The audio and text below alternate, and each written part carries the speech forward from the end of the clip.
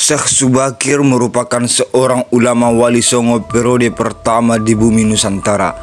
Dia dikirim Kesultanan Turki Utsmani Sultan Muhammad I untuk menyebarkan ajaran agama Islam di wilayah Nusantara. Konon, Syekh Subakir telah menumbal tanah Jawa dari pengaruh negatif makhluk halus saat awal penyebaran ajaran Islam di Nusantara. Kisah itu dimulai saat Sultan Muhammad I bermimpi mendapat wangsit untuk menyebarkan dakwah Islam ke Timur Asia atau tanah Jawa. Adapun mubaliknya diharuskan berjumlah 9 orang.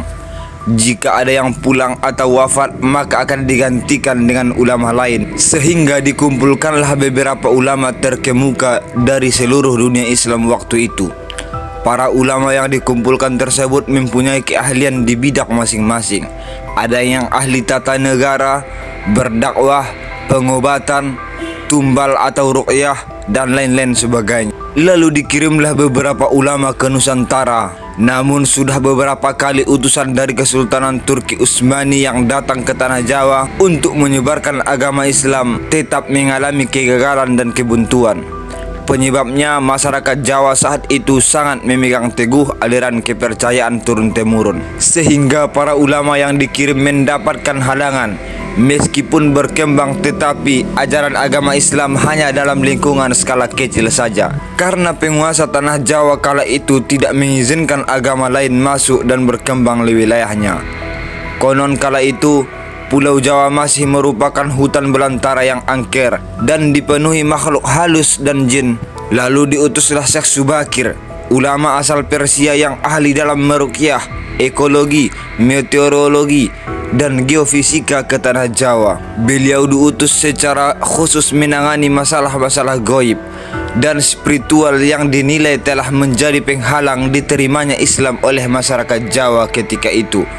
Dengan harapan dia bisa berhasil menyebarkan agama Islam di tanah Jawa. Berdasarkan babat tanah Jawa, sesampainya di wilayah Nusantara, Syekh Subakir menguasai ilmu gaib, dapat menerawang makhluk halus itu, mengetahui penyebab utama kegagalan para ulama pendahulu karena dihalangi para jin dan dedemit tanah Jawa. Bahkan para jin tersebut bisa merubah wujud menjadi ombak besar yang mampu menenggelamkan kapal dan menjadi angin puting beliung yang mampu memporak-porandakan apa saja yang berada di depannya. Selain itu, para jin tersebut juga bisa berubah wujud menjadi hewan buas yang mencelakakan para ulama pendahulu tersebut. Untuk mengatasi hal tersebut, Syekh Subakir sudah membawa batu hitam dari Arab yang telah dirajah. Lalu batu dengan nama Rajah Aji Kala Cakra tersebut dipasang di tengah-tengah tanah Jawa, yaitu di puncak Gunung Tidar.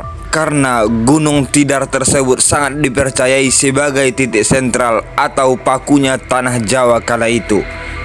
Efek dari kekuatan gaib suci yang dimunculkan batu hitam tersebut menimbulkan gejolak yang tak biasa.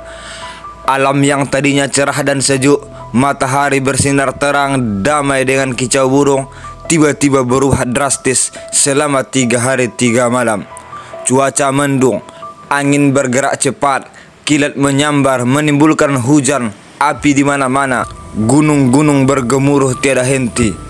Para jin, setan maupun siluman yang tinggal di sana melarikan diri untuk menyelamatkan diri.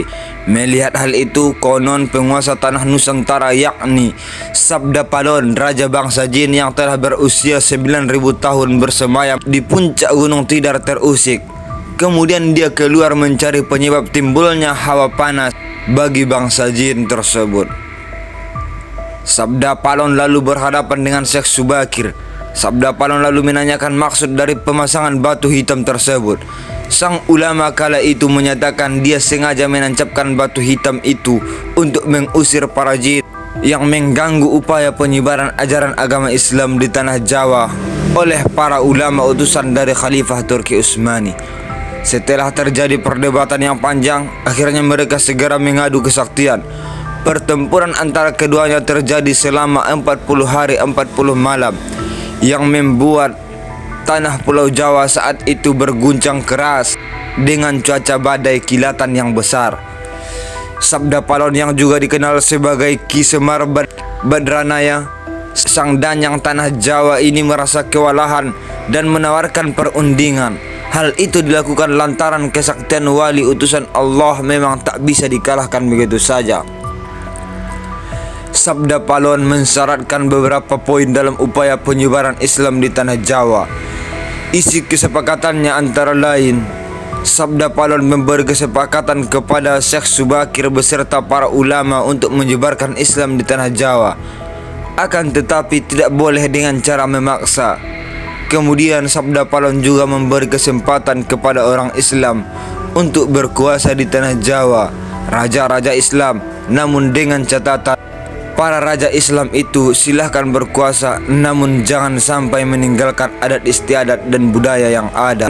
Silahkan kembangkan ajaran Islam sesuai dengan kitab yang diakuinya, tetapi biarlah adat dan budaya berkembang sedemikian rupa.